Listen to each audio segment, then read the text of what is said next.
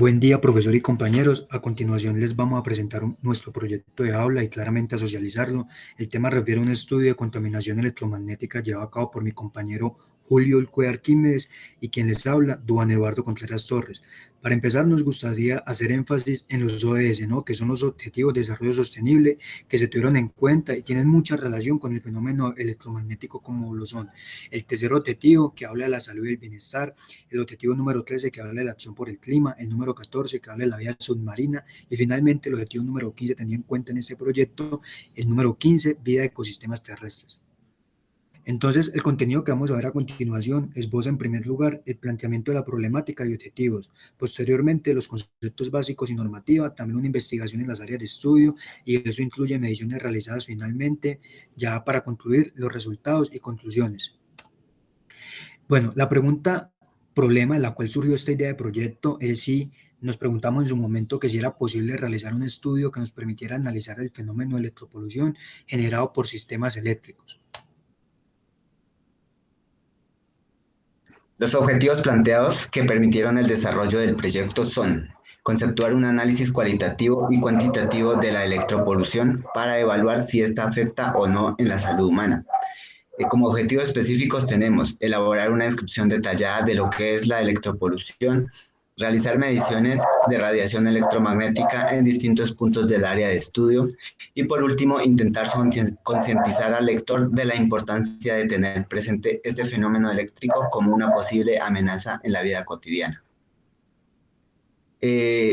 Para la definición de contaminación electromagnética, tenemos que se genera del producto de exceso de radiaciones o campos electromagnéticos por equipos electrónicos y otros elementos que generan, transmiten y distribuyen energía eléctrica. Su unidad son los voltios por metro y de esto podemos inferir que cuando un objeto acumula carga eléctrica, este crea un campo de fuerza que hace que otras cargas de su mismo signo o de signo opuesto experimenten una repulsión o una atracción.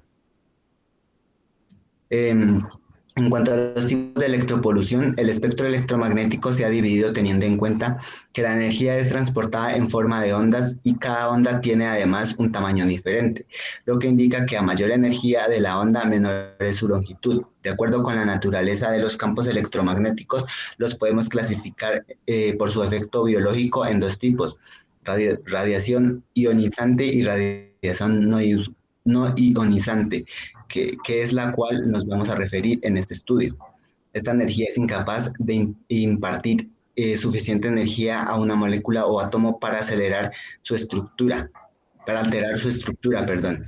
Identificamos este tipo de radiación en frecuencias comprendidas entre los 0 y 1800 MHz.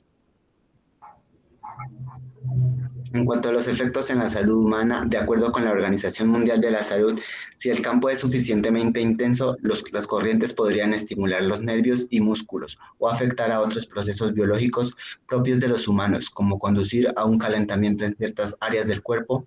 También se han ocasionado algunos síntomas como eh, dolores de cabeza, ansiedad, depresión, náuseas, fatiga y pérdida de líbido, aunque las evidencias científicas no llegan a un consenso entre los síntomas y la exposición a campos electromagnéticos, se continúan realizando las investigaciones requeridas. Entre los agentes causantes identificamos diferentes fuentes como antenas, cables de transmisión, cables de alta tensión, neveras, computadores, microondas y demás aparatos electrónicos. Dentro de los niveles permisibles de exposición electromagnética en los seres humanos y el medio ambiente en Colombia, pues para empezar, el gobierno nacional define los límites de exposición a campos electromagnéticos de acuerdo con los estudios realizados por organizaciones internacionales como la Unión Internacional de Telecomunicaciones y la Comisión Internacional para la Protección contra la Radiación No Ionizante. Hay que tener en cuenta que en América Latina no todos los países poseen normas que regulan los límites permitidos de este tipo de radiaciones. Colombia define los límites máximos de exposición de la gama de frecuencias entre los 9 kilohercios a 300 gigahercios. Ya en cuanto a lo que respecta al marco normativo, tenemos que en Colombia existen y se encuentran en vigencia muchas leyes, muchas resoluciones, muchos decretos, ¿cierto?, que tienen como fin reducir los riesgos y proteger los efectos nocivos para la salud humana y el ambiente, y a su vez establecer niveles de concentración máximos y mínimos en un determinado periodo de tiempo para prevenir y no correr riesgo alguno de las actividades que emiten los campos electromagnéticos. De hecho, según el Ministerio de Salud y la OPS, que es la Organización Panamericana de Salud, las normas que regulan los límites de exposición a campos electromagnéticos en Colombia son el decreto 1900 de 1999, que básicamente habla de la regulación de las actividades de servicios de telecomunicaciones, el decreto 195 de 2005, que básicamente habla de los límites de exposición de las personas a campos electromagnéticos, ¿cierto? Entonces ahí se adecuan unos procedimientos para la instalación de radioeléctricas y demás.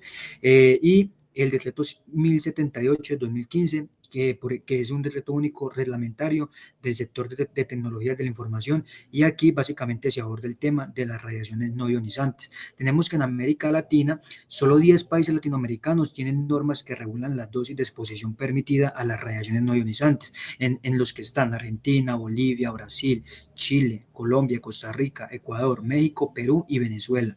Ya en lo que respecta al continente europeo, en cuanto al marco normativo que reglamenta los límites de exposición en ese continente, vemos que países como España, Alemania, Polonia, Francia, entre muchos más, se acogen y tienen muchas normativas frente a la exposición de este fenómeno radiactivo.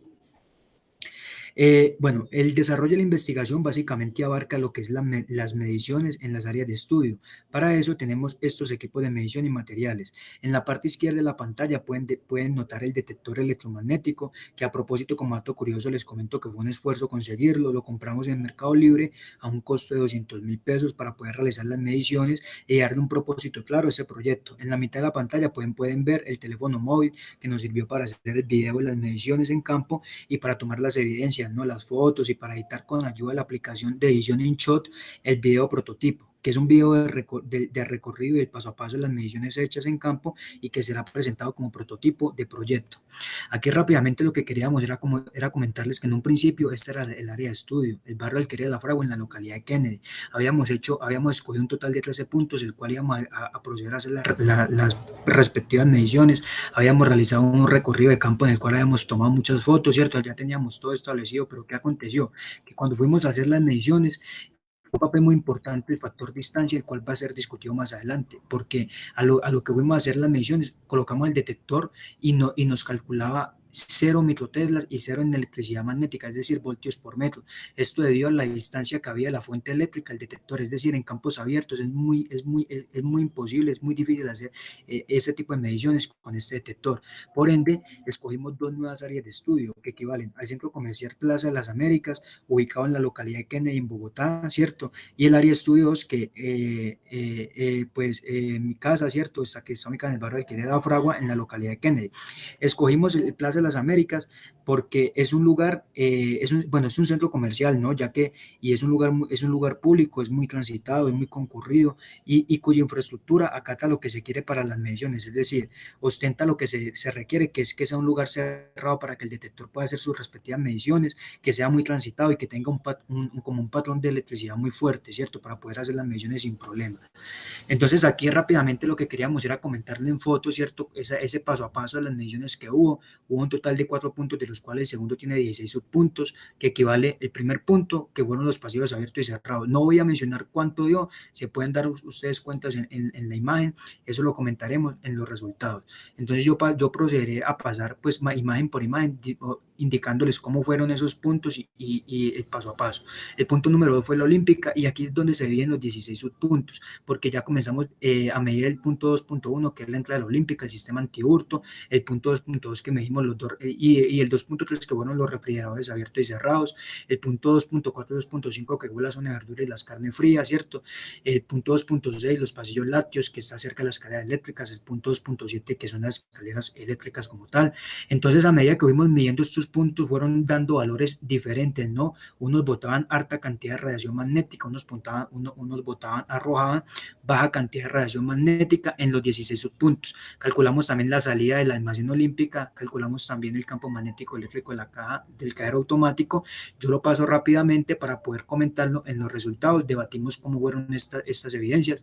Entonces, aquí ya tenemos el área de medición número 2, que es en la casa. Calculamos un total de 12 puntos que abarcan desde el punto número 1, que es un tomacorriente de la habitación con cargador conectado y sin cargador conectado, porque queríamos ver si había diferencias, si difiere, que hay un cargador o no hay un cargador.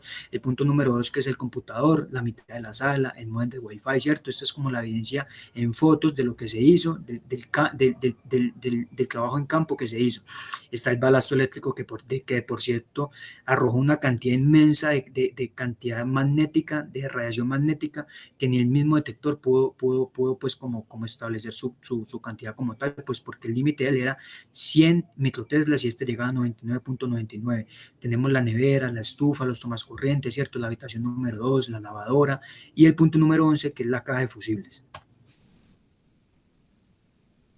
En cuanto a los resultados obtenidos de las mediciones realizadas en el área 1, que en este caso corresponden al Centro Comercial Plaza de las Américas, permitió identificar los puntos que presentan mayores niveles de radiación de campo eléctrico como de campo magnético, en conjunto y no por separado. Entre los valores arrojados más altos de campo eléctrico y magnético para este área tenemos que el sistema antihurto, ubicado en la entrada, presentó valores de campo eléctrico y magnético de 1682 voltios por metro y 99,99 microteslas correspondientemente, valores altos y radiactivos. El área de carnes presentó valores de hasta 108 voltios por metro para el campo eléctrico y 0,42 microteslas para el campo magnético. El área de refrigeradores cerrados presentó valores altos de campo eléctrico de 91 voltios por metro y valores bajos de campo magnético de 0,002 microteslas. La zona de televisores también arrojó valores altos de campo eléctrico iguales a 67 voltios por metro y bajos de 0,44 microteslas para el campo magnético. Finalmente, otra zona con valores considerables de campo eléctrico y magnético fue de celulares con 52 voltios por metro y de 1,09 microteslas respectivamente. Por otro lado, entre los puntos medidos con los valores de radiación más bajos se encuentran uno del área de refrigeradores abiertos, cuya medición fue de 6 voltios por metro y 6,20 voltios por metro para el campo magnético, ya que para los demás puntos, si bien presentan valores, ciertos valores corresponden a un solo valor de intensidad de campo, pues ya sea del campo eléctrico o magnético, o estos valores sean iguales a cero. En cuanto al área 2, el estudio residencial se identificaron diferentes puntos estratégicos, los cuales corresponden a lugares con condiciones electromagnéticas posiblemente significativas. Estas mediciones presentadas en la tabla se evalúan de acuerdo a los mayores niveles de radiación, teniendo en cuenta que entre los valores más altos de campo eléctrico y magnético medidos están el balasto eléctrico, con valores de intensidad de campo eléctrico y valores de intensidad de campo magnético de 334 voltios por metro y 99,99 microteslas correspondientemente. La nevera arrojó valores de 240 voltios por metro para el campo eléctrico y 0,33 microteslas para el campo magnético. La caja de fusibles presenta valores de 187 voltios por metro para el campo eléctrico y 0,28 microteslas para el campo magnético. La lavadora con valores de 72 voltios por metro para el campo eléctrico y 0,79 microteslas para el campo magnético. Finalmente se realizaron mediciones para el tomacorriente de la habitación, haciendo un breve ensayo de cuánto marca la radiación con un cargador conectado y cuánto marca con el cargador desconectado, obteniendo que cuando la toma de corriente está conectada a un cargador presenta valores de campo eléctrico y magnético de 106 voltios por metro y 0 microteslas respectivamente. Cuando se desconecta el cargador, la intensidad de campo del campo eléctrico y magnético es igual a 71 voltios por metro y 0,0 microteslas, microteslas. Es decir, se reduce significativamente en el campo eléctrico y se mantiene igual en el campo magnético. Por otro lado, entre los puntos medidos con los valores de radiación más bajos se encuentra la habitación, con una lectura de 1 voltio por metro del campo eléctrico y 0,41 microteslas para el campo magnético. Nuevamente teniendo en cuenta que se consideran tanto la intensidad de campo eléctrico como magnético de manera conjunta y no por separado. Valores que arrojan bien sea solo un campo o cero proveniente de fuentes como el computador, la sala, el módem, el wifi y la estufa. Eh, dentro de la, dentro de la relación de electropolución con la carrera de ingeniería ambiental, hay que tener en cuenta que las ondas electromagnéticas afectan el medio ambiente porque inducen y aportan el calentamiento global, disminuyen la capa de ozono, la acidificación, contaminación por metales pesados, eutrofización, sustancias carcinógenas, generación de residuos industriales, radioactividad y agotamiento de los recursos energéticos, entre otros. Dentro de las recomendaciones, tenemos en cuenta que la metodología propuesta por la Unión Internacional de Telecomunicaciones plantea la medición y la predicción numérica de los campos electromagnéticos para los límites de exposición de las personas. Ahora bien, teniendo en cuenta esta directriz, podemos indicar que posiblemente por ciertas condiciones no consideradas o fuera de nuestras limitaciones, los valores presentaron cierta variación y dependen de la distancia y del tiempo de la medición. Bueno, ya en cuanto a lo que respecta a la discusión, existe una situación polémica a considerar en este campo de la radiación electromagnética y es si afecta o no la salud de las personas estas partículas no ionizantes. Entonces, los valores que nosotros medimos en ambas áreas de estudio están por debajo de los límites establecidos, es decir, están aparentemente bien. Pero la discusión se genera en cuanto a los estudios e informes de los profesionales expertos en este tema, ya que unos dicen que estas partículas afectan, o sea, que sí afectan la salud provocando agotamiento, depresión, cáncer, entre otras enfermedades. Hay quienes dicen que los campos electromagnéticos no afectan la salud, o sea, no es sinónimo de riesgo ni de alarmarse, es algo muy cotidiano con lo que las personas deben convivir a diario. Por el momento no hay una unanimidad en resultados, entonces debemos seguir siguiendo prevenidos y no acercarnos a campos electromagnéticos que sean extremadamente altos eléctrica y magnéticamente. Y también está la discusión que se deriva del factor distancia a la hora de hacer las mediciones, que fue lo que les comenté al principio, porque descubrimos que la distancia detector electromagnético fuente eléctrica siempre juega un papel importante a la hora de la toma de mediciones, ya que si el detector está muy alejado de la fuente de energía o la fuente de electricidad, los valores que arrojará para campo eléctrico y magnético serán iguales a ceros, es decir, no los va a leer, no los va a detectar, o por lo menos para el caso del detector que utilizamos y compramos. Por lo que es importante que el dispositivo o el lugar que vayamos a medir o el lugar en donde vayamos a medir esté preferiblemente una distancia que no supere los 2 a 6 metros entre la fuente, ¿cierto? A medir y el detector electromagnético. Por aquí, como les comenté anteriormente, se presenta a manera de prototipo de proyecto por sugerencia del docente, un video que reúne el paso a paso de cómo fue que se llegó y se midieron los campos eléctricos y magnéticos en cada punto de las áreas de estudio. Dicho video será adjuntado junto con el documento escrito, ¿cierto? Y junto con esta socialización de proyecto para poder visualizarlo sin problema alguno y disfrutar de él posteriormente.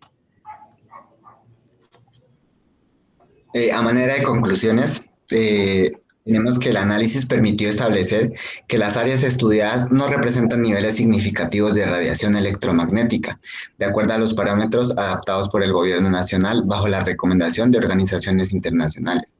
Por otro lado, los mayores niveles de radiación se obtuvieron dentro del espacio público, teniendo en cuenta la infraestructura y las condiciones del mismo, definidas por la ausencia de obstáculos y por la presencia de la gran variedad de elementos de naturaleza electromagnética.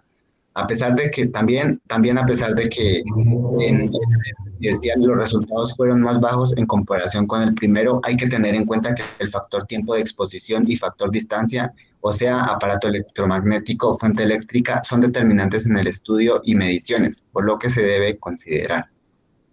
También tenemos que, teniendo en cuenta que la mayor parte del día, debido a las condiciones sanitarias actuales, no por el COVID-19, nos obligan a estar en el interior de nuestras residencias y estas claramente son espacios más reducidos que ostentan diferentes fuentes eléctricas, ¿cierto? Que muy posible estén en uso durante todo el día, como es el caso del televisor, de la nevera, de la lavadora, ¿cierto? Etcétera. Con esto, la exposición de acuerdo al tiempo será un elemento diferenciador en comparación con las personas expuestas en un espacio más amplio donde las radiaciones pueden tomar diferentes direcciones personas y no necesariamente interactuar con ellas. Dadas las condiciones también tenemos que la exposición a radiaciones de campo magnético y campo eléctrico extremadamente altos deben considerarse, tenerse en cuenta para prevenir algún efecto negativo sobre la salud, pese a que estudios, cierto, afirman que no afecta a la misma, hay quienes aseguran que sí, por lo que por el momento prevenirlas en la medida de lo posible es lo más recomendable. Los aportes generados por medio del estudio de este tipo de fenómenos relacionados con la contaminación electromagnética permiten brindar las herramientas necesarias para replantear el conocimiento que tienen los usuarios frente al uso y manejo que se le da a la tecnología, ¿cierto? Y teniendo en cuenta que se ha convertido en parte fundamental del desarrollo de la vida cotidiana. Esto conduce claramente a un juicio más elaborado sobre el impacto de ese tipo de fenómenos en el mundo. Ya finalmente por acá tenemos la literatura citada a lo largo del documento y esperamos la exposición haya sido amena. Muchas gracias.